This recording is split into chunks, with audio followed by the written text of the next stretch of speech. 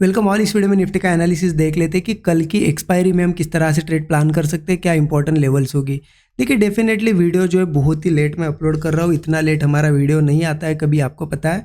देखिए क्या है, यहाँ पे बिजी था थोड़ा सा, इस वजह से वीडियो मैं रिकॉर्ड नहीं कर पाया जल्दी, ठीक है। लेकिन एक्सपायरी का दिन है, आपको एनालिसिस देना यहाँ पे ज़रूरी है, इसीलिए मैं रिकॉर्ड कर रहा हूँ थोड़ा लेट, ठीक है। थोड़ा एडजस्ट कर लीजिएगा। अब देखिए उससे पहले यहाँ पे आज के लिए भी डिस्कशन क्या था वो भी देख लेते हैं। जैसा कि हमने देखा जो डिस्कशन था, बैंक निफ्टी ने तो हमारा काम कर दिया। बैंक निफ्टी में क्लियरली हमने देखा था कि यहाँ पे था, ये जो गैप क्रिएट हुई है, मैंने आपको बताया था कि ये गैप फिल करेगा ही करेगा, इसलिए इतना यहाँ पे होल्ड कर रहा है। और फाइनली मार्केट ने यहाँ पे बैंक निफ्टी ने एक नया हाई लगा दिया है, ठीक है। बैंक निफ्टी में सब कुछ टारगेट यहाँ पे बहुत अच्छी तरीके से हमें मिल गया। निफ्टी का देखिए डिस्कशन क्या था, निफ्टी ने यहाँ पे क्या किया है, आज के दिन आप देखिए ओपन हुआ, नीचे आया, फिर ऊपर गया, फिर नीचे आया। अब 2-3 बार अगर ऐसा मुंह आ रहा है, मतलब एक डाउन साइड, एक अप साइड, फिर डाउन साइड, इसे हम क्या कहते हैं, एक साइडवेज बिहेवियर कहते हैं। साइडवेज था मार्केट।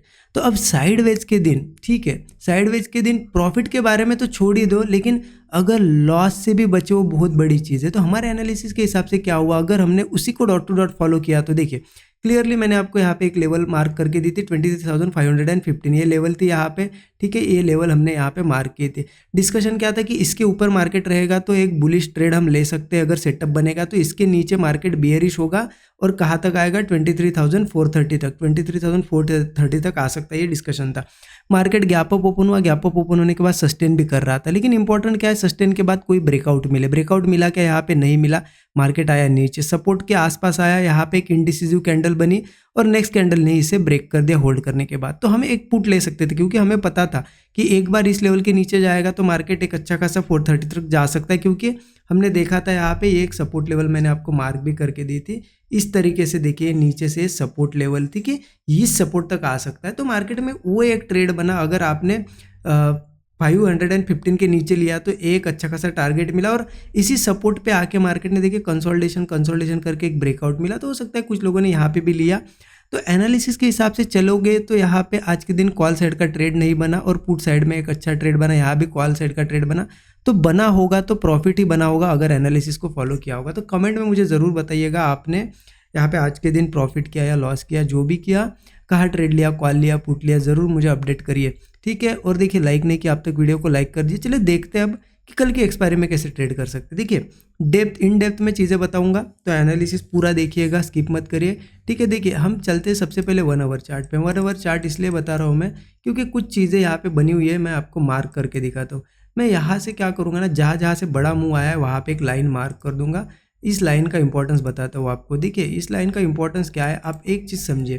पहली बार जब मार्केट ऑल टाइम हाई पे आया था, यही से एक बड़ा मुंह दिया, फिर मार्केट धीरे धीरे करके इस लाइन तक नहीं आया, ठीक है। लेकिन बाद में वापस से मार्केट ने गैप अप किया था और इस लाइन पे आया।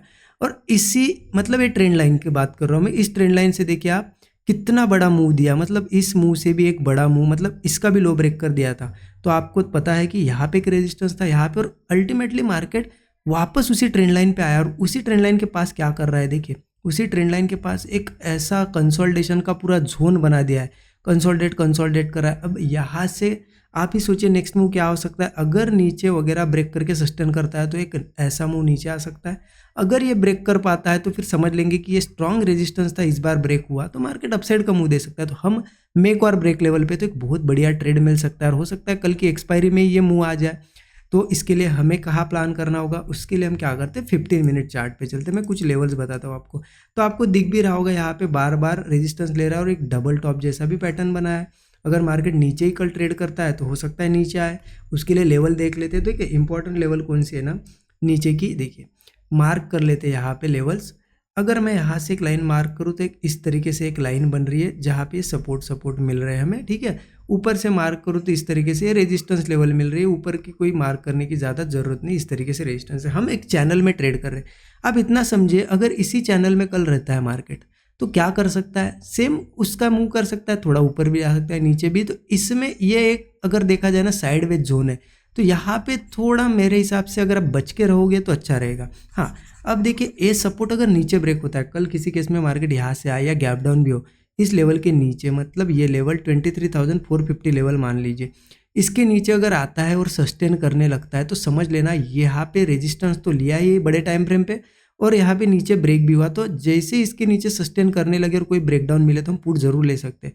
पहला टारगेट तो मुझे एक 23,320 का दिख रहा है। हो सकता है इतना बड़ा सेलिंग आया, इतनी बड़ी सेलिंग दिखाई दे कि ये टारगेट कुछ नहीं उसके सामने, बट मैं आपको एक टारगेट बता रहा हूँ, क्योंकि स्टॉप लॉस अगर 20 से 25 पॉइंट का होगा तो एक 1:3 का टारगेट तो मिनिमम हमारा रहना चाहिए। तो डाउन साइड का तो आपको क्लियर रहना चाहिए कि इस लेवल के नीचे हमें पुट साइड के ट्रेड प्लान करने हैं। अब कॉल कब लेना है, यहाँ पे आपको क्लियरली समझ में आया होगा कि ये नो ट्रेडिंग जोन है। कॉल कहीं ना कहीं इस रेजिस्टेंस के ऊपर लेना चाहिए।